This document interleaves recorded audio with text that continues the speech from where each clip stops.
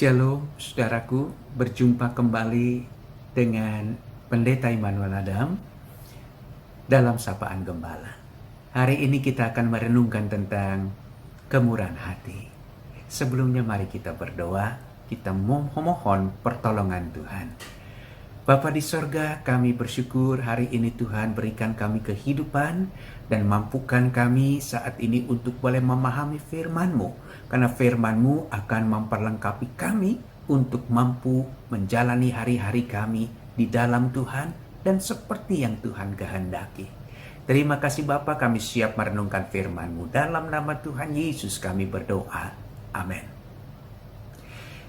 Bapak Ibu Saudara yang dikasihi Tuhan Yesus Kristus, Kolose pasal yang ketiga ayat yang ke-12, Kolose 3 ayat yang ke-12 dicatat, karena itu sebagai orang-orang pilihan Allah yang dikuduskan dan dikasihinya, kenakanlah belas kasihan, kemurahan, kerendahan hati, kelemah lembutan, dan kesabaran. Coba saudara perhatikan kata kenakanlah. Dalam bahasa Yunani kata kenakanlah itu pakailah. Jadi seperti saudara memakai pakaian.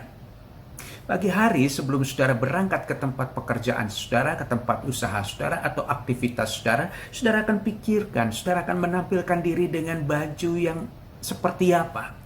Karena baju itu mau menentukan langkah saudara di hari itu. Apa yang akan saudara lakukan, apa yang saudara mau berikan, apa yang sedang saudara jalani. Saudara, itu sebabnya firman Tuhan mengatakan, sebelum engkau berangkat dari rumahmu, pakailah kemurahan hati. Saudara, kemurahan hati adalah kasih dalam bentuk tindakan. Apa yang harus saudara lakukan? Temukanlah hati yang terluka, sembuhkanlah mereka melalui kemurahan hatimu. Temukanlah orang-orang yang tidak mempunyai pengharapan. Berikanlah mereka kekuatan dengan kemurahan hatimu, dengan kehadiranmu di sana, sehingga mereka mampu bangkit dan memiliki harapan dalam perjalanan hidup mereka. Amsal 11 ayat yang ke-17, orang yang murah hati berbuat baik kepada dirinya sendiri, tetapi orang yang kejam menyiksa badannya sendiri. Orang yang murah hati akan sungguh-sungguh menimbulkan sukacita dan damai dalam hidupnya. Dan itu yang memulihkan dia. Namun orang yang kejam, dia akan dikejar-kejar oleh rasa bersalah. Saudara, paling tidak, saudara, ada 5 ciri khas orang yang murah hati. Dan kita bisa belajar di sana. Dan apa yang Alkitab ajarkan tentang hal itu. Yang pertama, saudara, orang yang murah hati itu pasti punya kepekaan. Itu sebabnya saudara, Filipi pasal yang kedua ayat yang keempat diajarkan tentang caranya. Bagaimana saya bisa memiliki kepekaan. Filipi 2 ayat yang keempat dikatakan, janganlah tiap-tiap orang hanya memperhatikan kepentingannya sendiri, tetapi kepentingan orang lain juga. Artinya di sini saudara diajar untuk mulai memperhatikan kepentingan orang lain. Karena justru ketika saudara mulai memperhatikan kepentingan orang lain, saudara mulai fokus pada orang lain, bukan pada diri saudara sendiri. Saudara, yang kedua, hendaklah saudara berikan dukungan pada orang-orang yang sungguh-sungguh mengharapkan dukungan saudara. Saudara, firman Tuhan mengatakan dalam Amsal 15 ayat yang keempat, lidah lembut adalah pohon kehidupan, tetapi lidah curang melukai hati. Saudara, apakah dalam seminggu ini saudara lebih banyak mencemooh orang lain?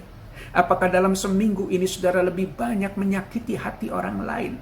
Apakah selama seminggu ini saudara menekan mereka dengan kata-kata saudara yang tidak membangun sehingga mereka merasa lemah dan lelah?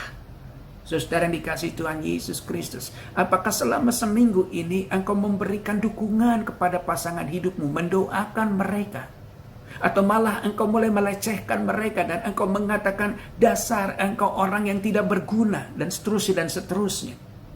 Saudara, belajar memberi dukungan berarti saudara sedang belajar bermurah hati. Yang ketiga, tunjukkanlah simpati saudara.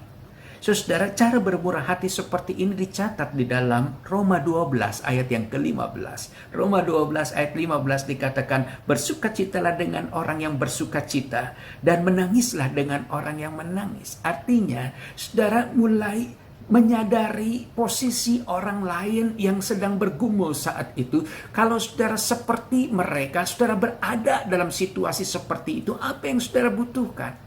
Itulah yang membuat saudara hadir bersama dengan mereka dan saudara memberikan kekuatan kepada mereka. Simpati.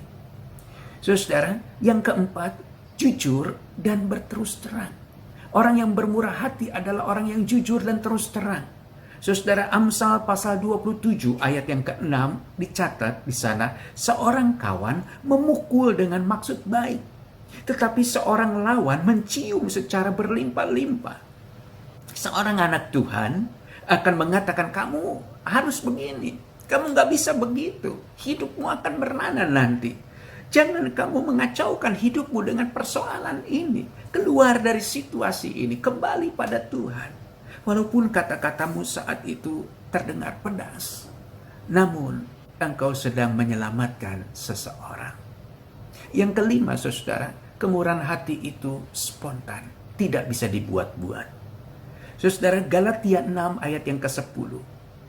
Karena itu selama masih ada kesempatan bagi kita, marilah kita berbuat baik kepada semua orang, tetapi terutama kepada kawan-kawan kita seiman. Hidup adalah sebuah kesempatan. Kesempatan saudara untuk bermurah hati. Kapan lagi saudara bisa bermurah hati? Jangan tunda. Saat hatimu digerakkan untuk bermurah hati, lakukan itu. Tuhan akan memberkati saudara. Saudara, kita sudah belajar saat ini tentang bagaimana caranya kita bermurah hati. Alkitab mengajarkan murah hati itu adalah buah roh yang ditanam dalam hatimu yang harus dikembangkan. Murah hati tidak akan bisa menjadi kemurahan yang berarti ketika kemurahan hati itu tidak diberikan tempat untuk berkembang. Cara untuk mengembangkannya adalah mulailah belajar untuk peka terhadap orang lain.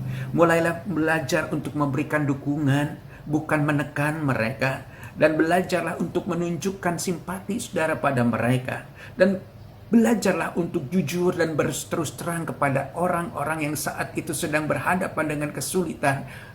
Lebih terutama adalah masalah karakter. Saudara, dan belajarlah kemurahan hati itu dilakukan dalam spontanitas. Tuhan berkati saudara. Sebelumnya mari kita berdoa. Tuhan Yesus, terima kasih kami belajar hari ini tentang kemurahan hati dan bagaimana kami untuk menerapkan itu dalam kehidupan kami sehari-hari. Kiranya Roh Kudus memampukan kami untuk dapat melakukan hal ini di dalam kehidupan kami. Terima kasih Bapa. Dalam nama-Mu kami berdoa dan mengucap syukur. Amin. Tuhan berkati saudara.